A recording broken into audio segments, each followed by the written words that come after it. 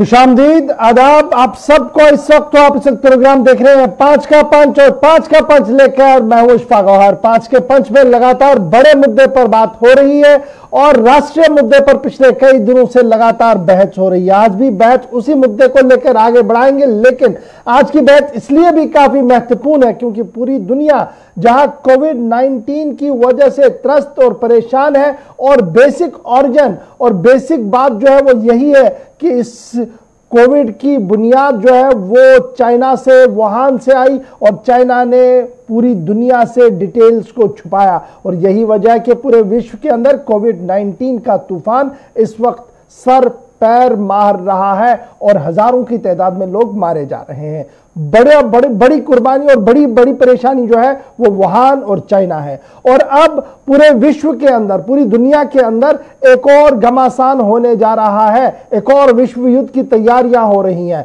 और इस विश्व युद्ध के पीछे की कहानी और पर्दे के पीछे के किरदार भी चाइना में बैठे पीपल्स लिबरेशन आर्मी और पीपल्स जो चाइना की चाइनीज एस्टैब्लिशमेंट है और पॉलिटिकल एस्टैब्लिशमेंट है, वो इसके पीछे की कहानी है। और यह माना जा रहा है कि अब छोटे बड़े देश एक दूसरे का अलायंस बनाकर चीन के खिलाफ लड़ने की तैयारी में लगे हुए हैं, क्योंकि चीन की विस्तारवादी नीयत बिल्कुल सामने आ रही है और एक के बाद एक देश के साथ कभी दबाव, कभी दोष और कभी पैसों के झांसे में लाकर अपना काम करवा रहे हैं। और यही बात अब ईरान से भी खुलकर सामने आ रही है, जहां ईरान में पिछले दिनों खुफिया मुआहिदा हुआ था जिसके तहत भारत के रेल प्रोजेक्ट जो वहां पर चाबहार में था उससे उन्हें बाहर कर दिया गया। और अब बड़ी खबर इस वक्त आ रही है, भारत के खिलाफ ड्रैगन ने एक और बड़ा मोर्चा खोल दिया है और वो मोर्चा आर्थिक मोर्चा हो सकता है। और इस बार एक बार फिर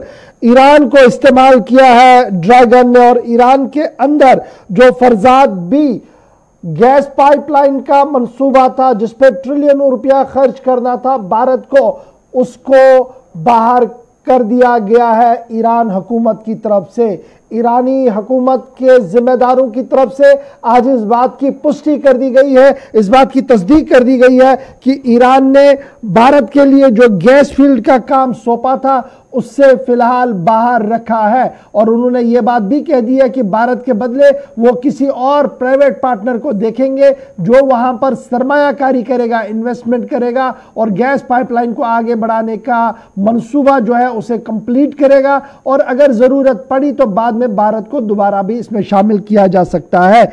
ईरान के साथ मिलकर नई चाल चली है ड्रैगन ने, और यह ड्रैगन की चाल इस बार जो है पहले चाबहार रेलवे और अब की बार जो सामने आई है, बड़ी बात इस वक्त जो सामने आ रही है वो ये है कि फरजाद बी गैस पाइपलाइन का जो मंसूबा था, जो एक MOU साइन हुआ था भारत और ईरान के बीच में, ईरान ने उसमें भी बैक ट्रैक किया है।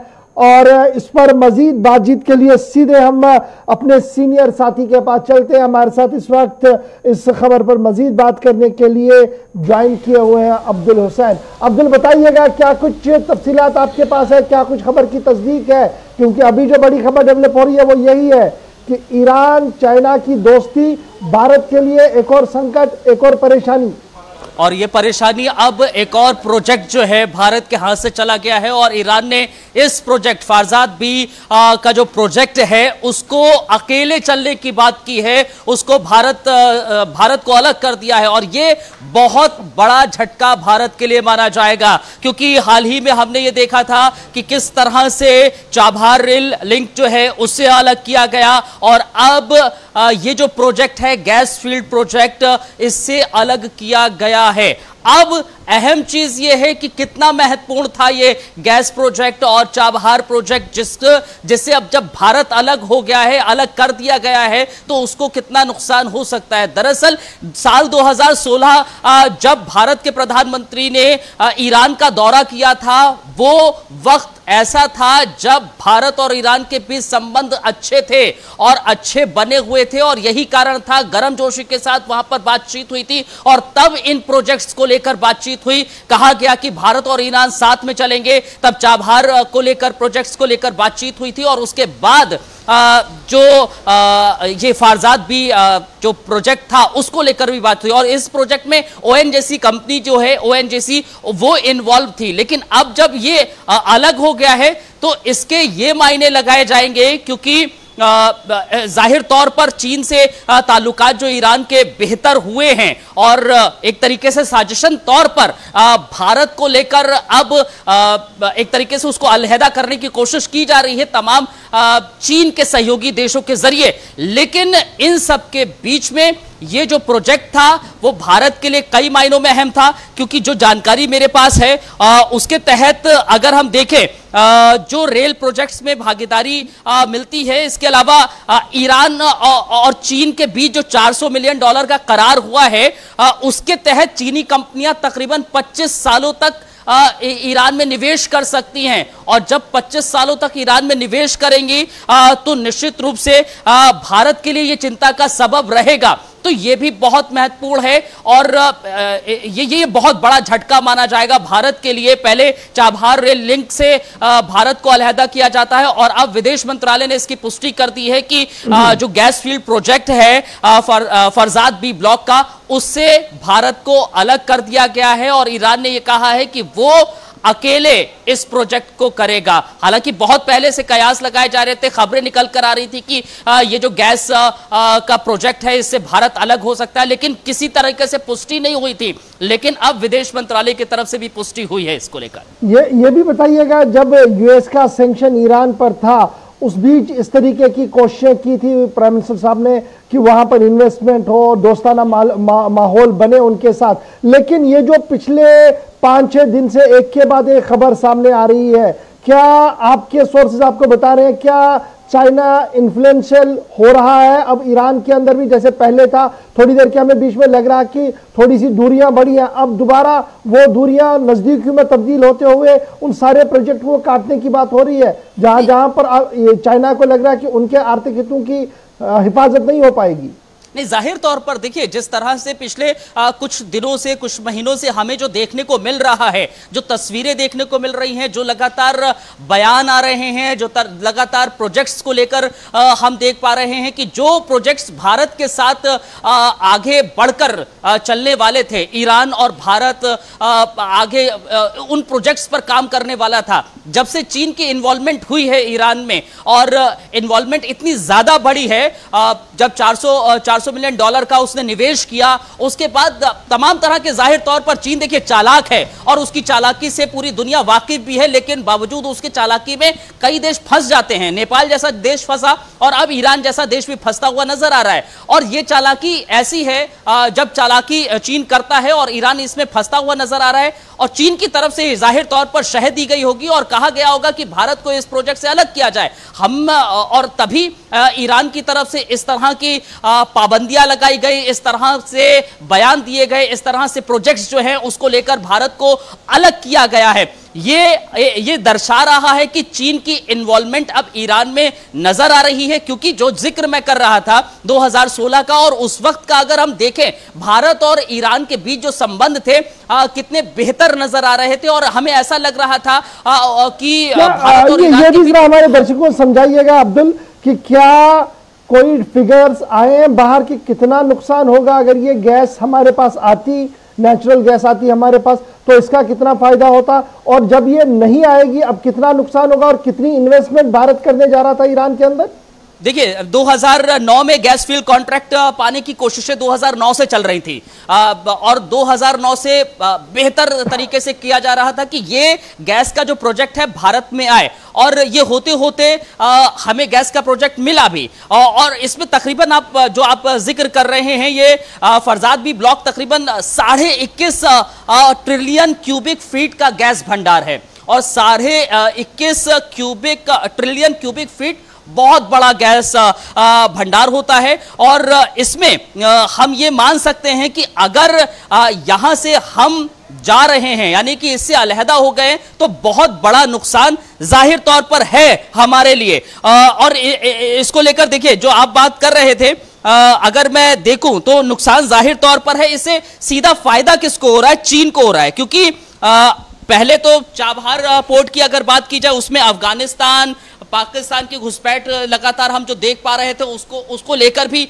लगातार देखने को मिली थी चीजें। लेकिन नुकसान का जो आप जिक्र कर रहे हैं वो इस प्रोजेक्ट्स को लेकर, गैस प्रोजेक्ट को लेकर, देखिए एक आंकड़े की अगर बात की जाए, आंकड़ा नहीं एक तरीके से सार्वजनिक किया जा सकता है या बताया जा सकता है, लेकिन इस चीज को समझा जा सकता है इशफाक गौहर साहब कि 21.5 ट्रिलियन क्यूबिक फीट का जो गैस भंडार था, इसमें अगर भारत इसमें इन्वॉल्व था, इस प्रोजेक्ट में इन्वॉल्व था, और अगर यहां पर भारत की कंपनी ONGC के साथ ईरान की कंपनी साझेदार रहती और काम होता तो भारत के लिए कितना फायदा होता। अब यहां पर एक चीज अब्दुल और भी है जो हमारे दर्शक भी जानना चाहेंगे।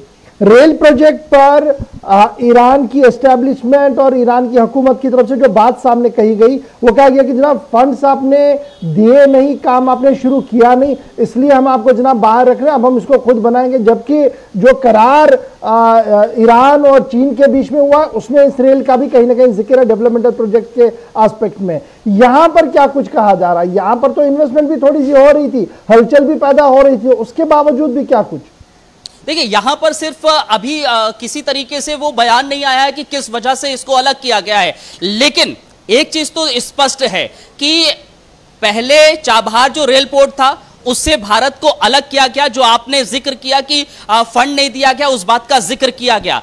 लेकिन जब गैस प्रोजेक्ट को लेकर अलहदा जाने की बात की गई, अकेले करने की बात की गई, तो स्पष्टता नहीं देखने को मिली है कि क्यों अलग जा रहे हैं। लेकिन इतना तय कर दिया गया है कि उन्होंने कहा है कि ईरान ने कि हम अब अलग ही ये प्रोजेक्ट करेंगे। अभी हालांकि इस बारे में सार्वजनिक तौर पर यह नहीं कहा गया कि रीजन क्या है अलग प्रोजेक्ट करने का। मतलब यहां पर साफ तौर पर यह नजर आता है कि अगर ईरान की तरफ से काफी ज्यादा डेवलप हो रही है कि चीन को दे न दे वो तो एक अलग बात है, लेकिन रूस का आना भी यहां पर है कि रशियन एस्टेब्लिशमेंट भी काफी ज्यादा तैयारी में है। वो जो गैसबॉर्न है वो काफी कोशिश कर रही है कि उन्हें ये प्रोजेक्ट दिया जाए और वो वहां पर काम करे। क्या मैं ये मानूं कि जो फोर्सेस अमेरिका एस्टेब्लिशमेंट के खिलाफ है, ईरान उन्हें अट्रैक्ट करने की कोशिश करेगा कि आइए आप इन्वेस्टमेंट मेरे साथ कीजिए क्योंकि मैं अमेरिका के खिलाफ हूं, और हमारे साथ वो इसलिए दूरी बना रहा है क्योंकि हम अमेरिका के काफी नजदीक हैं? नहीं, जाहिर तौर पर देखिए अगर इस स्थिति को देखें, इस सिनेरियो को समझने की कोशिश करें तो निश्चित रूप से रशिया की अगर बात आप कर रहे हैं, रूस की बात कर रहे हैं, वो उसका इन्वॉल्वमेंट इसमें नजर आ सकता है। चाइना ये जाहिर तौर पर ये सोच रहा है, ये कह रहा है, ये समझ रहा है कि जो देश उसके खिलाफ हैं उनको और ज्यादा दूर किया जाए, और जो छोटे देश हैं, जो कमजोर देश हैं और जो विकासशील देश है, जो अपने आप को बढ़ने की कोशिश कर रहे हैं, उनको बहकाया जाए, उनको अपनी चालाकी से उनको अपनी तरफ लाने की कोशिश की जाए। और यही कारण है कि ईरान को लेकर जाहिर तौर पर चाइना की तरफ से ये कुछ कहा गया होगा कि आप जो हैं इस तरह से कीजिए और रशिया का साथ दीजिए और रशिया को इस प्रोजेक्ट में इन्वॉल्व कीजिए, क्योंकि जाहिर तौर पर जो आपने कहा है कि रशिया या फिर तमाम वो देश जो अमेरिका से थोड़ी दूरी बनाते हैं या फिर अमेरिका के अच्छे दोस्त नहीं कहलाए जाते हैं, और भारत जो अमेरिका का बेहतर दोस्त है, और अमेरिका की तरफ से लगातार हम बयान भी सुनते हैं कि किस तरह से वो राष्ट्रपति डोनाल्ड ट्रंप हो या फिर विदेश मंत्री माइक पोम्पियो हो, उनकी तरफ से तमाम बयान आते हैं कि वो भारत के साथ हमेशा खड़े रहेंगे। आने वाले समय मैं आऊंगा 2 मिनट में आपके पास अब्दुल,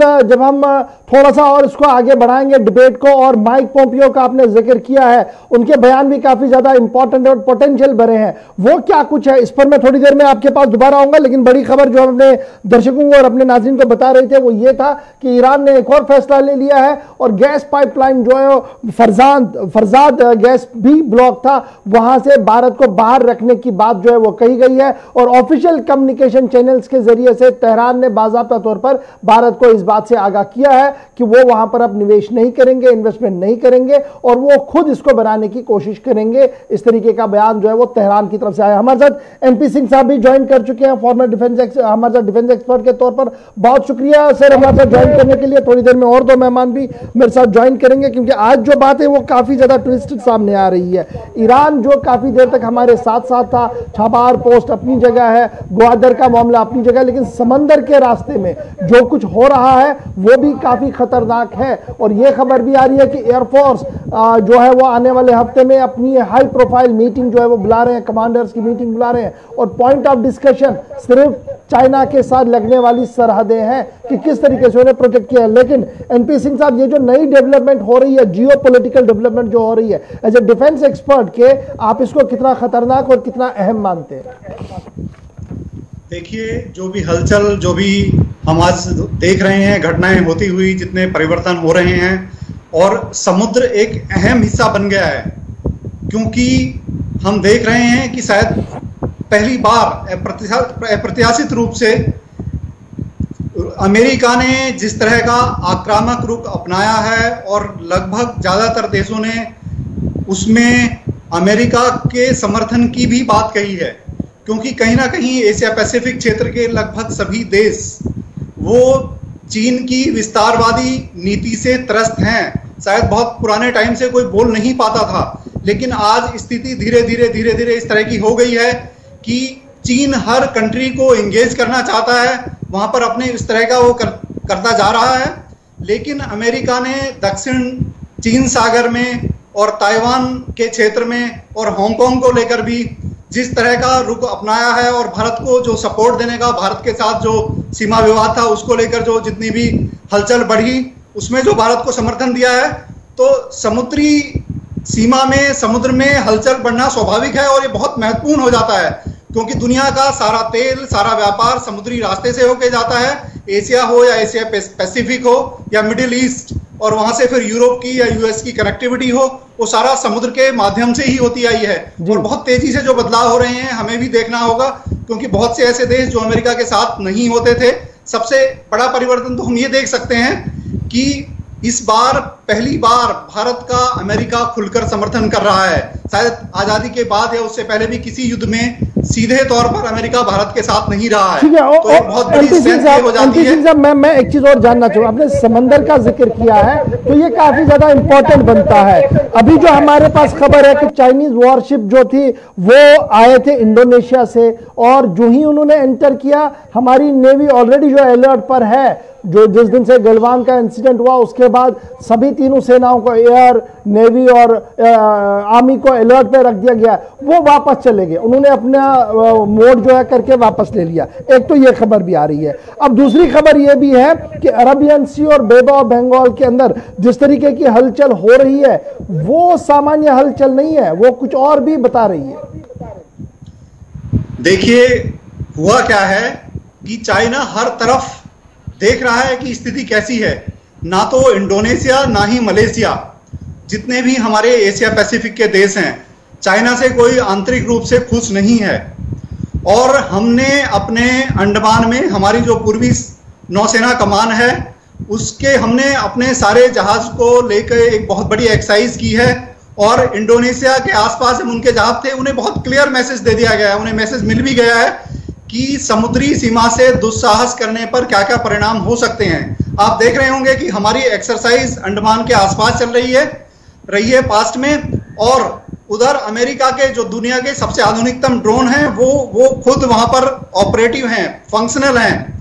और साथ साथ एंटी सबमरीन एयरक्राफ्ट और हेलीकॉप्टर्स, वो सारे के सारे बहुत ऊंचाई से, 50,000 फीट से ज्यादा ऊंचाई से अंडर वाटर भी नजर रखे हुए हैं। सो चाइना किसी तरह से भी, चाइना बहुत आसानी से बचने वाला नहीं है। और जब वो देख रहे हैं कि घिरते नजर आ रहे हैं तभी वो स्टेप बैक करते हैं, वो हर फ्रंट पे आगे कुछ ना कुछ करने की कोशिश कर रहे हैं। सर, मैं आता हूं दोबारा एनपी सिंह साहब वापस आपको, क्योंकि समंदर की जब बात होगी और इसको समझने की मैं कोशिश करूंगा। प्रफुल्ल बख्शी सर भी हमारे साथ ज्वाइन कर चुके हैं। प्रफुल्ल बख्शी साहब, बहुत बहुत शुक्रिया ज्वाइन करने के लिए। सर, पहला सवाल जो आपसे जानना चाहूंगा, ईरान और चाइना की दोस्ती के बीच एक और बड़ा फैसला चाइना की तरफ से सामने आया, जिसमें उन्होंने कहा कि फरजाद बी गैस पाइपलाइन, जिस पर भारत और ईरान ने इकट्ठे काम करना था, वहां पर उन्होंने हमें बाहर कर दिया और कहा कि देखिए फिलहाल हम खुद करेंगे। जबकि खबर यह है कि रूस या चीन को वो जा सकता है। इस डिसीजन को कैसे आप इसको देखेंगे, क्योंकि ये जो नया जियोपॉलिटिकल सिनेरियो बन रहा है उस बीच ये छोटे छोटे डिसीजन भी एक बड़ा इंपैक्ट डाल देते हैं। देखिए, ये सारी बात ठीक है, और ये मेरी वो आ रही है, एको आ रही है, प्लीज चेक कर रही है, ये जरा क्लियर कीजिएगा जी। वो बिल्कुल ईरान ने जो स्टेप उठाया है वो पहले से प्लान था, और चाइना के साथ में, और फिर यही नहीं, जो चाबहार के अंदर हमारे और जापान का जो प्रोसेस चल रहा था उसको भी निकाल दिया, और चाइना और ईरान ने मिलकर, और चाइना ने हमारे को माया पोर्ट से श्रीलंका उससे निकलवा दिया। ये जो चाइना की जो नीति है, ये इसकी कूटनीति है फॉरेन पॉलिसी की, और ये कर रहा है। आप ये मत सोचिए कि चाइना का साथ नहीं है कंट्रीज को, चाइना को भी साथ दिया जा रहा है, पर चाइना इस बात से प्रेशराइज्ड है कि इतने सारी कंट्रीज का प्रेशर पड़ रहा है साउथ चाइना सी में, उसको लेके वो घबरा गया है। और जब लड़ाई शुरू होगी और वो सब कंट्रीज इकट्ठे ज्वाइन अप करेंगी, और उसके बाद में जितनी कंट्रीज ये जो चाइना को फेवर कर रही हैं सब बैकआउट कर जाएंगी, इंक्लूडिंग पाकिस्तान, इंक्लूडिंग ईरान। ये तब नहीं रहेंगे क्योंकि वो इस कोलिशन के साथ में लड़ना नहीं चाहेंगे। तो क्या मैं ये मानूं, जो कुछ हम लद्दाख की सीमा पर देख रहे हैं ये बिल्कुल एक ट्रेलर है, ये सही नहीं है? असल लड़ाई तो समंदर के अंदर लड़नी है, क्योंकि पीपल्स लिबरेशन आर्मी का जो नेवी का यूनिट है, अगर हम उनके स्ट्राइक्स को देखें, उनके पॉइंट्स को देखें तो काफी क्लियर है। म्यांमार के अंदर उनके स्टेक्स तकरीबन 70% के आसपास है, जो बे ऑफ बंगाल की ओर जा रहा है। श्रीलंका के अंदर उनके स्टेक्स बढ़ गए हैं, जहां पर इंडियन ओशन पर उनकी सीधी सीधी नजर है। ग्वादर पोस्ट पर वो खड़े हैं, ओमान के अंदर वो सीधे जा सकते हैं, और ओमान और गल्फ कंट्रीज पर नजर है उनकी। नेक्स्ट टारगेट क्या मैं ये मानूं उनका विस्तारवादी नीति का ब्लू वाटर है, हमारे समंदर के रास्ते हैं, इसलिए ये सारी चीजें हो रही हैं। चलिए वहां पर अब लगे रहे, हम समंदर में काम अपना करते रहेंगे, ताकि जो बड़ा ट्रेड वॉर है वो ना हो सके और पूरा कब्जा चाइना का बने वहां पर। प्रफुल्ल बख्शी साहब, देखिए ट्रेड वॉर है, पर ये ट्रेड वॉर सारी लड़ाई जो होती है तिजारत को लेके ही होती है, या जर को होती है, तिजारत को होती है। जर और जमीन दोनों चीजें हैं, और इस समय जो लड़ाई होगी वो बलाका स्ट्रेट से लेके गल्फ तक होगी लड़ाई टोटल, और टोटल क्योंकि उस साइड से जो चाइना का सामान आ रहा है उसको रोका जाएगा। ये जितनी नेवीज हैं, इंडोनेशियन, फिलीपींस, इंडियन, ये मलेशियन, ये सारी की सारी मिलके, अमेरिकन नेवी के साथ मिलके ब्रिटिश नेवी, जो सब के आ गए हैं, ये सारा का सारा चाइना पे प्रतिबंध लगाएंगे। चाइना को यहां प्रेशर आ रहा है। अब चाइना देख रहा है कि ये कंट्री सीरियस है कि नहीं सीरियस है, और इसीलिए अब हमारी जो लड़ाई होगी हमारी लड़ाई होगी नेवी द्वारा इन सब कंट्रीज के साथ होगी मिलके, और हमारी जो अपनी लड़ाई है जो लद्दाख में है वो जारी रहेगी। इस पर चाइना को और भी प्रेशर पड़ रहा है। ठीक है, मैं दोबारा आपके पास आऊंगा प्रफुल्ल बख्शी। जिस तरीके से प्रफुल्ल बख्शी साहब समझा रहे हैं कि बहुत ज्यादा प्रेशर जो है वो चाइना पर है, चाहे वो समंदर हो या वर्ल्ड वाइड ओपिनियन हो, लेकिन उसके बावजूद भी जो उनकी स्ट्रेटजी और पॉलिसी हमें दिखनी चाहिए थी ग्राउंड पर, उसमें कोई फर्क नहीं है। वो स्टैंड स्टिल पर है, बड़ा काम एंड कूल सब कुछ चल रहा है वहां पर, इस तरीके का वो प्रिटेंड कर रहे हैं। क्या वाकई तौर पर वैसा ही है, या अंदर अंदर बहुत ज्यादा हलचल है जो वहां सेंसरशिप की वजह से बाहर नहीं आ पा रहा है?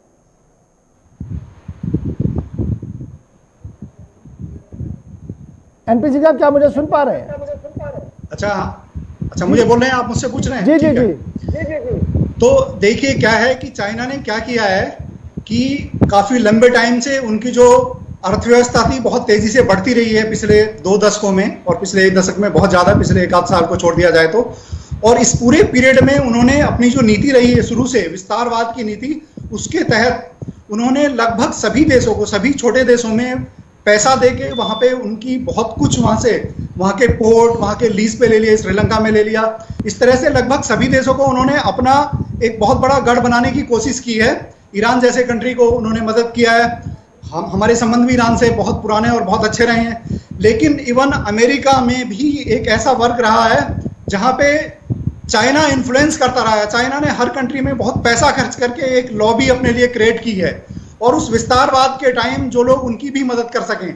लेकिन इन सब चीजों के बावजूद आज जो सबसे सशक्त देश है, आप देख सकते हैं, देखिए नौसेना की जो शक्ति है आज की डेट में, वो अमेरिका के पास लगभग उतनी शक्ति है जितनी हम अगर यूरोप को छोड़ दें तो बाकी सबको मिलाकर भी उससे ज्यादा है। आप सोच सकते हैं कि कम से कम लगभग 20 एयरक्राफ्ट कैरियर उनके पास हैं, और एक एयरक्राफ्ट कैरियर, अगर यूएस के एयरक्राफ्ट कैरियर साउथ चाइना सी में नहीं होते, तब आप सोच सकते हैं कि चाइना किस दिशा में जा रहा होता है। आज बहुत प्रेशर में है वो, बिल्कुल सही कहा इन्होंने कि किसी प्रेशर इतना है और सारे बैकआउट कर जाएं, क्योंकि वो सब मजबूरी के तहत हैं। श्रीलंका उनके साथ, या मलेशिया या इंडोनेशिया चाइना के साथ सिर्फ प्रेशर और फाइनेंशियल प्रेशर में है बेसिकली। बहुत ज्यादा लड़ने की जानना चाहूंगा मैं दोबारा नहीं है। प्रफुल्ल सर, जो आपसे जानना चाहूंगा, इतना प्रेशर होने के बावजूद भी चाइना की स्टेट पॉलिसी में कोई फर्क नहीं दिख रहा है, ऐसा क्यों? देखिए, जो चाइना है वो काफी घाक है, उसको पता है कि लड़ाई होने में भी समय लगेगा, और इसीलिए चाइना जब लड़ाई शुरू होने वाली होगी तब देखेगा कि क्या होने वाला है। अभी चाइना को कोई फर्क नहीं पड़ रहा। मतलब फर्क कहने का मतलब है कि इतना कोई डर नहीं लग रहा जितना कि हम सोच रहे हैं उसको लगना चाहिए। चाइना इस प्रेशर को झेल सकता है, उसमें इतनी काबिलियत है, और उसको ये पता है कि बाकी कंट्रीज हैं वो लड़ाई के नाम पे तो ठीक है, पर जब लड़ाई की टाइम आती है तो निकल जाते हैं। ये चाइना का थोड़ा सा दुर्भाग्य है, और उसको यहां समझ नहीं आ रही। आप इसको उसका दुर्भाग्य समझिए, और ये बड़ा सबक जो मिलने वाला है, बड़ा मुश्किल सबक मिलने वाला उसको। अगर वो नहीं बैकआउट करता, उसको ये डर होगा। अभी वो न्यूक्लियर भी प्रेशर भी बताने की कोशिश करेगा कि ताकि कंट्रीज बैकआउट कर जाएं। वो कई चीजें करेगा, और आपको ये नहीं पता उसके पास में केमिकल वॉरफेयर का सिस्टम भी है, जिसके लिए तो कोरोना स्टार्ट किया था। आप भूल मत जाइए, चाइना और कुछ भी कर सकता है, एक और वायरल का प्रकोप डाल सकता है अगर चाइना चाहे तो। इस समय चाइना के पास और कई ट्रिक्स हैं जो हमारे माइंड में वो आ नहीं रही है, क्योंकि हम वैसा सोचते नहीं है। चाइना वैसा सोचता है, केमिकल, बायोलॉजिकल, न्यूक्लियर, वो सब एंगल से सोचेगा, और साइबर एंगल से अभी देखना वो क्या साइबर एंगल तो बड़ा इंपॉर्टेंट है, क्योंकि अभी जो खबर हमारे पास भी आ रही है कि उन्होंने अपना सर्विलेंस सिस्टम जो है विज़ाविज़ इंडिया वो काफी मजबूत कर दिया है। खबर जो डिफेंस सोर्सेज से आ रही है वो ये है कि पीओके के अंदर उन्होंने अपना सर्विलेंस सिस्टम जो है वो लगा दिया है। उसके साथ राजस्थान, गुजरात के अंदर नजर रखने के लिए सर्विलेंस सिस्टम जो है वो लगा दिया है, और यही वजह है कि पाकिस्तान की इन्वॉल्वमेंट को एक्टिवली किया जा रहा है। और पाकिस्तान चाइना से अब जो सर्दियों के अंदर व्हाइट जैकेट्स लगते हैं बर्फ के अंदर, उनको मांग रहा है। ये जो सारी खबर डेवलप हो रही है, क्या मैं इसको लद्दाख के कॉन्टेक्स्ट में देखूं या एक लंबी रणनीति के तहत इसको देखूं? ये लंबी राजनीति है, क्योंकि चाइना ये लद्दाख के कारण नहीं है, तो हमारे से कोई प्यार नहीं है किसी कंट्री को, इसलिए वो यहाँ पे आए हैं। सब अपना काम सीधा करने के लिए अंदर घुसे हैं। चाइना से सब तंग है, चाइना के साथ अपने अपने इक्वेशन है। ऑस्ट्रेलिया को प्रॉब्लम है, तभी क्वाड बन गया है। जापान को प्रॉब्लम है, और रशिया काफी देर से चुप है, क्योंकि रशिया को भी प्रॉब्लम है, पर रशिया तटस्थ रहेगा इस गेम में। ईरान को प्रॉब्लम है। जिस कंट्री को चाइना से प्रॉब्लम है, जिस कंट्री को चाइना से प्रॉब्लम है, वो आ गया है। चाइना ईरान का साथ देगा, क्योंकि ईरान को और कंट्री से प्रॉब्लम है, अमेरिका से प्रॉब्लम है। मैं प्रफुल्ल सर आपके पास दोबारा हूं। एनपी सिंह साहब, विज़ाविज़ रशिया जब मैं देखता हूं तो अभी ऐसा लग रहा है कि जनाब वो तो बिल्कुल हमारे साथ में चल रहे हैं, लेकिन फिर कुछ ऐसी डेवलपमेंट्स भी आ रही है जहां पर मैं ये सोचने पर मजबूर हो रहा हूं कि रशियन एस्टैब्लिशमेंट के लिए प्रायोरिटी बिजनेस है, और उन्हें पता है कि इस वक्त हमने पैसा कैसे खरीद लेना है, और वो भारत को हथियार दे रहा है। लेकिन जब बड़े कैनवस की बात होती है तो कहीं ना कहीं चीन का भी वो दोस्त या दोस्ती निभाने की तैयारी में रहता है। ये रशिया की ड्यूअल पॉलिसी है, स्टेट पॉलिसी है, या मजबूरी है? देखिए, जहां तक मैं समझता हूं और जो इतिहास गवाह रहा है, रशिया के और भारत के संबंध इतने मजबूत रहे हैं, और वो आज भी हैं। उन संबंधों को इस तरह से नीचे जाने नहीं दिया है। हमारी वर्तमान सरकार ने भी उस ओर बहुत काम किया है, और भारत उनके लिए एक बड़ा बाजार है और रहेगा। सो मुझे नहीं लगता कि डायरेक्ट कॉन्फ्लिक्ट में, अगर आप पास्ट में भी देखते हैं तो रशिया ने कभी भी चाइना के समर्थन में भारत के खिलाफ कम से कम कभी आने की कोशिश नहीं की है, और आज भी वो तटस्थ हैं और इंटरनली भारत के ही पक्ष में रहे हैं अभी तक। सो ऐसा कुछ होने वाला नहीं है आने वाले टाइम में। देखिए, चाइना के प्रति जो चाइना की महत्वाकांक्षा, जो विस्तारवादी जो नीति रही है, और जिस तरह से उन्होंने दुनिया में इस कोरोना वायरस को स्प्रेड करने में एक डेलिब्रेटली काम किया है। पूरी दुनिया में धीरे धीरे चाइना के प्रति असंतोष और आक्रोश बढ़ता जा रहा है, और इतना खुला आक्रोश कि अमेरिकन जहाज आज तक कभी ऐसा नहीं हुआ कि इतने बड़े जहाज, इतने एयरक्राफ्ट कैरियर लेकर आ रहा हूं। ठीक है, जो सारे लेटेस्ट मैं आऊंगा दोबारा आपके प्रफुल्ल सर। मैं जरा जमीन पर आके इसको देखता हूं। हवा की हमने बात की कि कितना सर्वेलेंस होना चाहिए, केमिकल वॉरफेयर हो सकता है, सब कुछ हो सकता है, लेकिन जब मैं जमीन पर आकर लद्दाख की बाउंड्रीज पर देखता हूं तो हमारी सरकार, गवर्नमेंट ऑफ इंडिया और पीपल्स लिबरेशन के जो लोग वहां पर है, चाइना के जो लोग हैं बीजिंग के अंदर, उनके बीच में काफी ज्यादा एग्रीमेंट्स हुए हैं। 1993 से आप शुरुआत कीजिए तो एक एग्रीमेंट हुआ LAC को लेकर, फिर 1996 में दूसरा एग्रीमेंट हुआ जिसमें CBMs कुछ ऐड किए गए, फिर 2005 में SOPs को फॉलो करने की बात कही गई, 2012 में एक और एग्रीमेंट हमने इसी LAC को लेकर किया। लेकिन इतने एग्रीमेंट होने के बावजूद भी 22 बार हमने मैप देने की कोशिश की, नक्शा देने की कोशिश की, ताकि जमीन पर इस मार्क किया जाए कि ये LAC है। न तो 1960 से लेकर 2020 तक आज कभी ये हुआ है, न वो मैप कभी उन्होंने लिया है। एक तरफ से CBMs है, एक तरफ से मीटिंग्स है, एक तरफ से कंसल्टेशन है, और दूसरी तरफ से वो बेसिक डॉक्यूमेंट ही नहीं है जिस पर बात करनी हो। तो किस तरीके से चाइना पर हमेशा भरोसा किया जाए? बिल्कुल कोई भरोसे की बात ही नहीं है। आप भरोसा करने को कौन कह रहा है चाइना पे? ये तो हमने शुरू से गलती करते आए हैं, तो यही गलती का नतीजा है। आपने चाइना पे भरोसा किया, वो यूनाइटेड नेशन सिक्योरिटी काउंसिल की सीट से लेके आप चलिए उन दिनों से लेके तिब्बत के साथ में उसने क्या किया, अब हम सब भरोसे की बात है। उसके बाद में 62 में क्या हुआ, उसके बाद क्या हुआ, अक्साई चिन उसके पास हमारा है, 50,000 स्क्वायर किलोमीटर की धरती हमारी उसके पास में है। आप भरोसे की बात ही मत करिए। चाइना पे किसने कहा आपको भरोसा करने को? चाइना को पता है कि भारत हमारे घबराहट के भरोसा कर लेता है। अभी तक चाइना इसलिए हमारे साथ में इस तरह व्यवहार कर रहा था कि चाइना को पता हम घबरा जाते हैं। ये चाइना की प्रॉब्लम है, वो चाइना की सोच है, हमको उसकी सोच को तोड़ना पड़ेगा। और इसीलिए इस समय जब हम अड़ गए हैं, ये प्रेजेंट गवर्नमेंट अड़ गई है, ये पुरानी गवर्नमेंट ने जो किया सो किया, ये जो गवर्नमेंट जब अड़ गई है, जैसे डोकलम में अड़ गई थी, अब अड़ी है, इससे चाइना को हताश अब हो रहा है।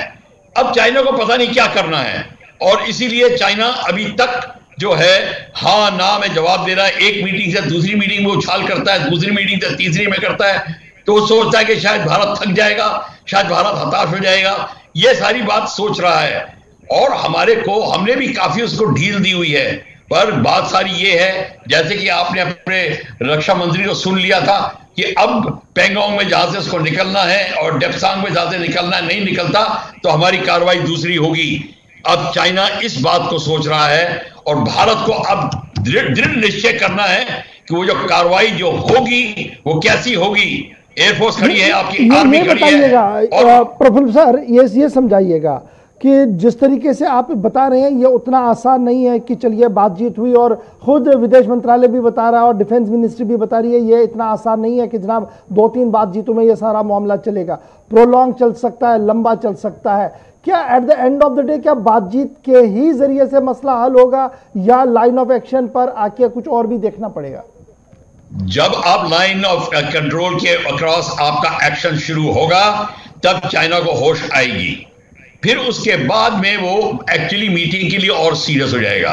पर इस समय तो हमने अभी तो वेपन का तो इस्तेमाल किया ही नहीं, अभी तो सिर्फ लाठी और धक्के मुक्के से और पत्थर से हमने एक दूसरे से लड़ाई करी है। 20 हमारे मारे गए, 45 उसके मारे गए।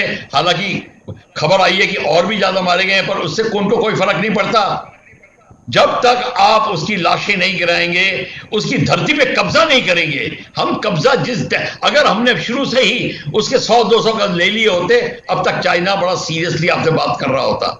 आपने कुछ कहा करें तो आपको याद होगा जो मैं पहले कहता रहा हूं, आप मेरे साथ काफी टाइम से बुलाते हैं मुझको, मैंने शुरू में यही बोला था, आपको चाइना को वैसा ही सबक सिखाना पड़ेगा। आपकी उसकी कम से कम 20 स्क्वायर किलोमीटर या 5 स्क्वायर किलोमीटर या 100 स्क्वायर जितना भी हो जमीन को कब्जा करिए एक बार, फिर नेगोशिएशन टेबल पे देखिए उसके रवैये क्या होते हैं, बिल्कुल फर्क होंगे।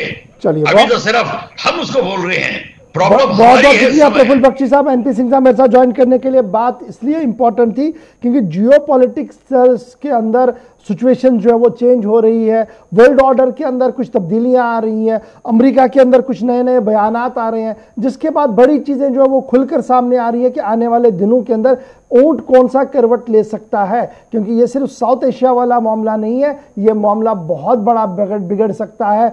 समंदर से लेकर जमीन तक आग के गोले भी दिख सकते हैं, लेकिन जरूरत यह है कि अमन के जरिए से ही मसले का हल किया जाए। यहां पर छोटे से ब्रेक के लिए रुक रहे हैं, ब्रेक के उस पार आएंगे तो बैटलफील्ड में सीधे लद्दाख चलते हैं। लद्दाख की